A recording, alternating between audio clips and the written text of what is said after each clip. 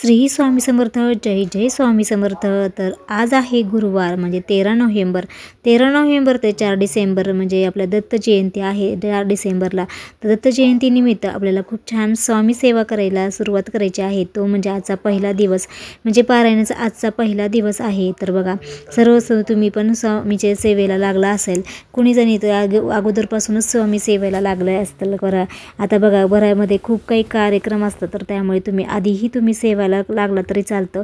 कारण बघा आपल्याला 21 पारायण होणं किंवा 11 किंवा तुम्ही 7 जी काही तुम्ही संकल्पयुक्त करता, तर ते नक्कीच पूर्ण करण्यासाठी आपण संकल्प करूनच आपण छान सेवायला लागत असतो किंवा पारायण करायला लागत असतो. तर तशीच आपण आजचा पहिला दिवस आहे माझा तर पारायणाचा. तर आजपासून मीही पारायणाला करणार आहे. तर तुम्ही पण सुरुवात केली असेल तर श्री स्वामीचरित्र सारामृताचे पारायणाचे मी काही 21 दिवसाचं आहे, तर ते पारायणाची सुरुवात आजपासूनच केली आहे. बघा आता आपण जेव्हा पारायण करतो ना, तर कुठलेही बंधन घेऊन आपण करायचं नाही. एकदम शांत मन शांत ठेवायचं आणि पारायणाला सुरुवात करायची. बघा बरेच जण खूप अटी नियम असतात, त्याच्यामुळे पारायणाला सुरुवातच करत नाहीत. कारण त्यांना वाटतं की नियम आपले चुकले तर काय होणार. तर असं काही नाही, कुठल्याही बंधनात नाही करायचं. फक्त आपण बाहेरचं अन्नवर्ज्य करायचं आहे आणि त्यानंतर आपल्याला जे काही मांसाहार आहे ते फक्त त्या काळामध्ये करायचं नाही. बाकी एवढंच आहे, बाकी काही नसतं. श्री स्वामीचरित्र सारामृताची मांडणी ही आपल्याला करायची गरज नाही. आपले जी काही देवघर आहे तर त्यांच्या समोर बसूनच आपल्याला फक्त आपल्याकडे स्वामी मूर्ती किंवा फोटो असणे आवश्यक आहे. त्यांच्या समोर जरी बसून तुम्ही ह्या पारायणाची सुरुवातही करू शकता. अगदी सोप्या पद्धतीचा आहे तो आपण करू शकता. बघा श्री स्वामीचरित्र सारामृत हे खूप स्वामी महाराजांच्या लीला दाखवल्या, त्याच्यामध्ये त्यांचे काही अद्भुत चमत्कारही सांगितलेले आहेत. त्यामुळे एकदम दिव्य पवित्र ग्रंथ म्हटलं जातं. त्यामुळे खूप बरेच भक्तांना याचे अनुभवही आलेले आहेत. बरेच भक्तांना यांचे प्रचिती आलेली आहे, चमत्कारही आहेत. बरेच जणांना तर पहिल्या पारायणामध्येच त्यांना चमत्कार आलेला आहे.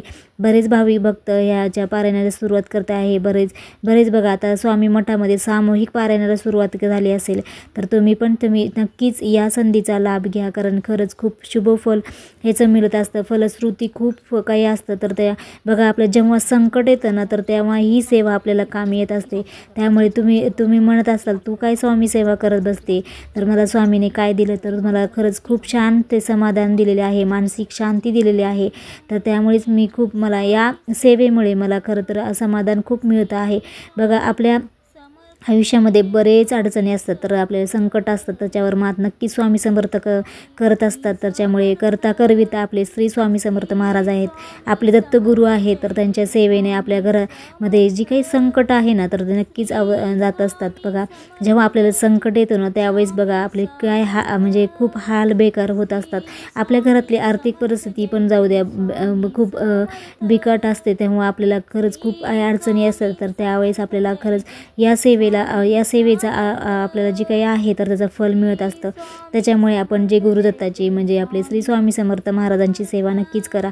तुमचे सर्व काही मनोकामना पूर्ण होतात. बघा आपण खूप मेहनत करतो पण त्याला यश मिळत नसतं, पण आपण समाधानीही नसतो. तर त्याच्यामुळे आपण या शांतीसाठी, समाधानासाठी, आपल्या यशप्राप्तीसाठी आपल्या आध्यात्मिक म्हणजेच आपल्या गुरूंची साथ खरंच खूप असणं गरजेचं आहे. त्यामुळेच आपण या सेवेला नक्कीच लागायचं आहे.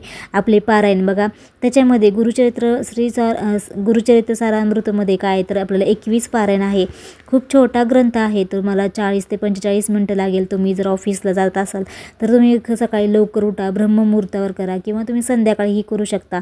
बघा श्री स्वामीचरित्र सारामृतमध्ये एक अध्याय खूप छोटे अध्याय, तुम्हाला 1 ते 21 अध्याय झाल्यावर एक पारायण पूर्ण होणे म्हणजे आपल्याला 21 पारायण करता.